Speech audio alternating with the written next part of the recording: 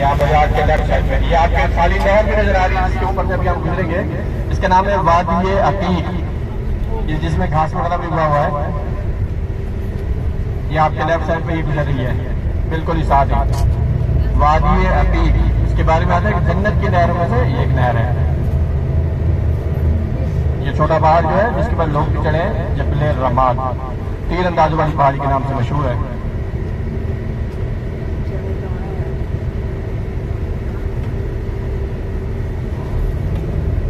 اور یہاں پر انشاءاللہ نیچے اتریں گے تو آپ حضرات نے برائے مہربانی ایک ساتھ کھڑے ہو جانا ہے، ایک ساتھ جا کے سلام پیش کر کے ایک ساتھ ہی واپس آنا ہے. اس جنگ میں مسلمانوں کو فتح تو ہوئی لیکن بہت سا جانی نقصان بھی اٹھانا پڑا. بڑے بڑے جلیل القدر صحابہ کرام جو ہیں وہ اس جنگ میں شہید ہوئے. 70 صحابہ کرام اس جنگ میں شہید ہوئے. ان میں سے ایک حضرت مصعب بن عمیر رضی اللہ تعالیٰ نے. آپ کے بارے میں آتا ہے کہ اسلام لانے سے پہلے اپنے وقت کے شہزادے تھے. ایک دن میں 200 درہم کا سوٹ پہنتے اور جو سوٹ ایک مرتبہ پہنتے وہ پھر دوبارہ کبھی نہ پہنتے. خوشبو اتنی اچھی اتنی عمدہ لگایا کرتے کہ جس گلی جس محلے سے گزر جاتے اندر بیٹھے ہوئے بندے آپس میں باتیں کرنا شروع کر دیتے کہ بحث سے حضرت مصعب بن عمیر رضی اللہ عنہ وہ گزر گئے ہیں. اسلام لائے والد تھے نہیں والدہ تھی. والدہ کو پتہ چلا تو والدہ نے گھر سے نکال دیا. گھر سے نکلنے لگے تو والدہ نے یا چچا نے ان دو میں سے کسی نے کہا کہ مصعب بن عمیر آپ جا تو رہے ہیں لیکن جو آپ کے جسم پہ کپڑے ہیں یہ کپڑے بھی ہمارے ہیں، کپڑے بھی اتار کے دے رہے ہیں. اتنے بکرین کا ریور تھا وہاں چلے گئے. چھوٹی سی چادر تھی وہ باندھی اور کپڑے بھی اتار کے لے کے آ گیا. ایک مرتبہ آپ صلی اللہ علیہ وسلم کی محفل لگی ہوئی تھی کہ آپ سامنے سے گزرے اور آپ کے کپڑے پہ جگہ جگہ پیوند لگے تھے اور ایک جگہ کپڑے کی بجائے چمڑے کا پیوند لگا تھا. جب آقا نبی کریم صلی اللہ علیہ وسلم نے دیکھا تو آپ صلی اللہ علیہ وسلم کی آنکھوں مبارک میں آنسو اتر آئے. آپ صلی اللہ علیہ وسلم نے فرمایا اے مصعب بن عمیر یہ کیا حال بنا رکھا ہے. اسلام لانے سے پہلے کا زمانہ بھی یاد کرو اور یہ زمانہ بھی دیکھو کہ کیا حال بنایا ہوا ہے. حضرت مصعب بن عمیر رضی اللہ عنہ نے فرمایا یا رسول اللہ صلی اللہ علیہ وسلم مجھے یہ دنیا کا جاہو جناب نہیں چاہیے، مجھے آپ چاہیے اور آپ کا دین چاہیے. آپ اسی جنگ میں شہید ہوئے جب آپ کو کفن دینے کی بات آئی جو آپ کے حصے میں کفن کی چادر ہے وہ آپ کے قد کے حساب سے چھوٹی تھی. سر مبارک ڈھکا جاتا، پاؤں کھل جاتے، پاؤں ڈھانکے جاتے، سر مبارک کھل جاتا. آپ صلی اللہ علیہ وسلم کو بتایا گیا تو آپ صلی اللہ علیہ وسلم نے فرمایا کہ میرے اس شہزادے کا سر جو ہے وہ کفن سے ڈھانک لیں اور پاؤں پہ پتے ڈال دیں. اسی جنگ میں آپ صلی اللہ علیہ وسلم کے سب سے پیارے چچا حضرت امیر حمزہ رضی اللہ عنہ جو ہے وہ بھی شہید ہوئے. آپ نے جنگ بدر میں جو عالم اسلام کی سب سے پہلی جنگ ہے اس جنگ میں ہندہ نامی عورت ابو سفیان کی بیوی تھی. ان کے باپ بھائی یا کسی رشتے دار کو جہنم واصل کیا تھا. ان کو اس چیز کا بڑا غصہ تھا. انہوں نے اپنے غلام جن کا نام وحشی تھا ان کو کہا ہے وحشی اگر آپ مجھے حضرت امیر حمزہ رضی اللہ عنہ کا سر مبارک لا دیں تو میں آپ کو آپ کے وزن کے برابر سونا دوں گی اور اپنے گلے کا امتحان دے کے آزاد کر دوں گی. وہ غلام اسی جنگ میں آئے. انہوں نے پیچھے سے آ کے آپ کے اوپر حملہ کیا. پہلے آپ زخمی ہوئے پھر آپ شہید ہو گئے تو انہوں نے آپ کے آنکھ ناک کان منہ وغیرہ جو ہے وہ سارے اعضاء کاٹ دیے. بعض سے آپ کہتے ہیں کہ وہ ہند نامی اور بہایا گئی تھی اور بات کہتے ہیں وہ ویشی غلام آپ کی لاش مبارک ان کے پاس لے کے گیا. جب آپ کی لاش مبارک پہ آئی تو انہوں نے کہا کہ ویشی تو آپ نے کچھ بھی نہیں کیا. تو انہوں نے آپ کا سینہ مبارک کیا کیا اپنے کلیجہ نکالا اس کو کھانے کی کوشش کی لیکن کھانا سے اس کو دباتے رہے. پھر وہ وقت بھی آیا جب دونوں مسلمان ہو گئے. ایک بار تو آپ صلی اللہ علیہ وسلم کی محفل لگی ہوئی تھی کہ وہ سامنے سے گزرے تو آپ صلی اللہ علیہ وسلم فرمایا کہ ہند نامی اور وحشی غلام آپ دونوں نے کلمہ بھی پڑھ لیا ہے مسلمان بھی ہو گئے اور جنت میں بھی ضرور جاؤ گے. لیکن فرمایا کہ جب میری محفل لگی میرے سامنے سے گزرا کرو کیونکہ جب میں آپ کو دیکھتا ہوں مجھے میرے چچا کی یاد آ جاتی ہے کیونکہ حضرت امیر حمزہ رضی اللہ عنہ آپ صلی اللہ علیہ وسلم کے سب سے پیارے چچا تھے. یہ بڑا پہاڑ جو آپ کو نظر آ رہا ہے یہ سارے کے سارا احد کا پہاڑ ہے اور یہاں پر ایک چھوٹی سی پہاڑی ہے جس کا نام ہے جبل رماد. تیر انداز والی پہاڑی کے نام سے مشہور ہے وہ جگہ جہاں پر آپ صلی اللہ علیہ وسلم نے 50 تیر انداز مقرر فرمائے تھے اور ہدایت فرمائی تھی کہ جنگ کا کوئی بھی نتیجہ نکلے لیکن آپ نے نیچے نہیں اترنا.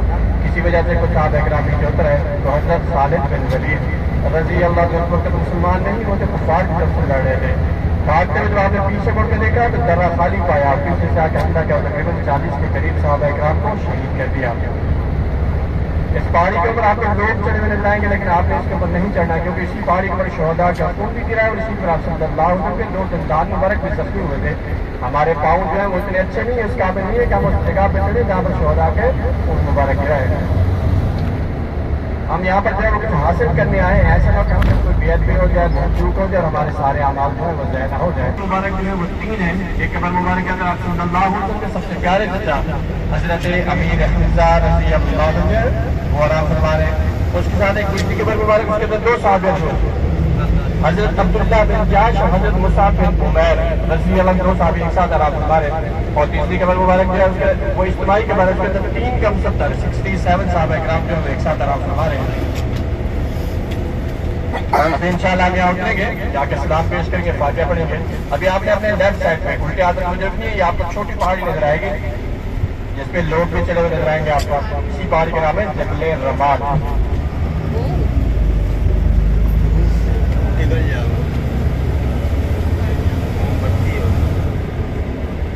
یہ آپ کے لیفٹ سائڈ پہ یہ آپ کے خالی نہر بھی نظر آ رہی ہے، اس کے اوپر سے ابھی ہم گزریں گے، اس کا نام ہے وادی عتیق، جس میں گھاس وغیرہ بھی ہوا ہوا ہے۔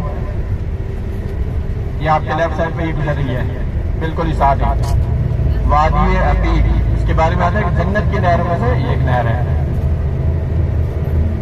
یہ چھوٹا پہاڑ جو ہے جس کے بعد لوگ بھی چڑھے ہیں، جبل رماد، تیر اندازوں والی پہاڑی کے نام سے مشہور ہے۔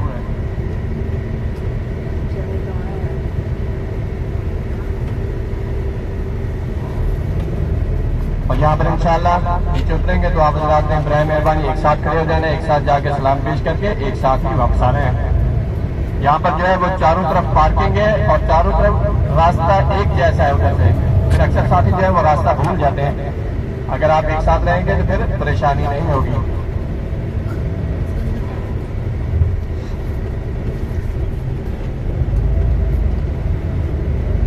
بعض ساتھی جو ہے وہ ایک طرف سے کھڑے ہو کے سلام پیش کرتے ہیں، پھر دیکھتے ہیں کہ دوسری طرف سے لوگ کھڑے ہو کے ادھر سے کیا ہوگا۔ چاروں طرف سے ایک ہی چیز نظر آتی ہے، بس جن کی گاڑی جس طرف سے پارک ہوتی ہے وہ اس طرف سے کھڑے ہو کے سلام پیش کرتے ہیں۔ رش یہاں پر بھی بہت زیادہ یہ دیکھیں پیچھے وہ اتنی گاڑیاں لگی ہوئی ہیں، اس لیے اگر ایک ساتھ رہیں گے تو پھر پریشانی نہیں ہوگی۔ ابھی آپ نے اپنے لیفٹ سائڈ پہ دیکھنا ہے، یہ آپ کو یہ گھر جیسے ختم ہوں گے، چھوٹی سی دیوار ہے، اس کے اوپر لوہے کی گرل لگی ہے، یہ شہداء کے مزارات مبارک کے باہر لگی ہے۔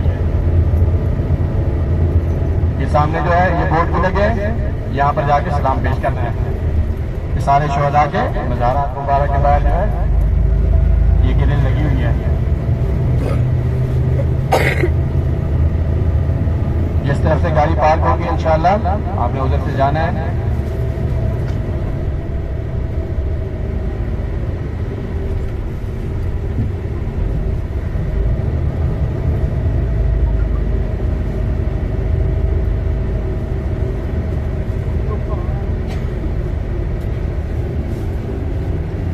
ابھی کیونکہ نماز کا وقت بھی قریب ہے، گاڑی ادھر بالکل قریب لگا رہے ہیں، صرف اسی وجہ سے کہ ایک تو آپ کی زیارت تسلی سے ہو جائے، دوسرا نماز ہمیں حرم شریف میں مل جائے۔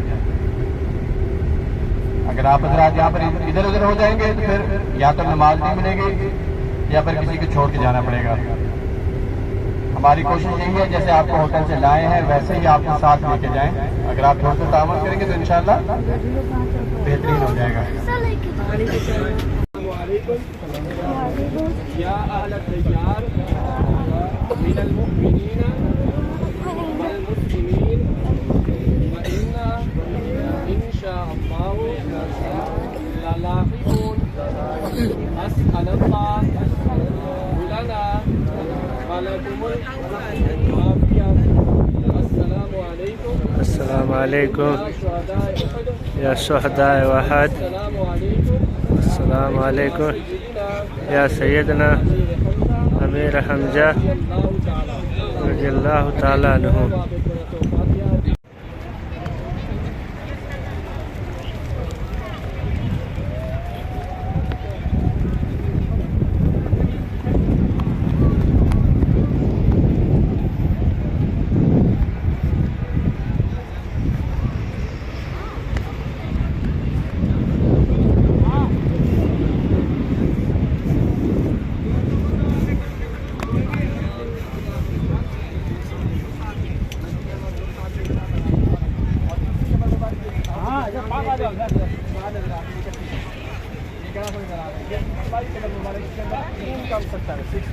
صحابہ کرام جو ہے وہ ایک ساتھ ہی آرام فرما رہے ہیں۔ ابھی جو ہے وہ سلام پیش کر لیں. السلام علیکم یا اہل الدیار من المؤمنین والمسلمین وإنا إن شاء الله للاحقون.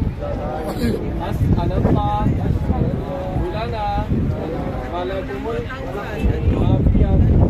السلام عليكم السلام علیکم يا شهداء أحد. یا شہداء احد. السلام عليكم السلام علیکم یا سیدنا امیر حمزہ رضی اللہ تعالی عنہ. تعالیٰ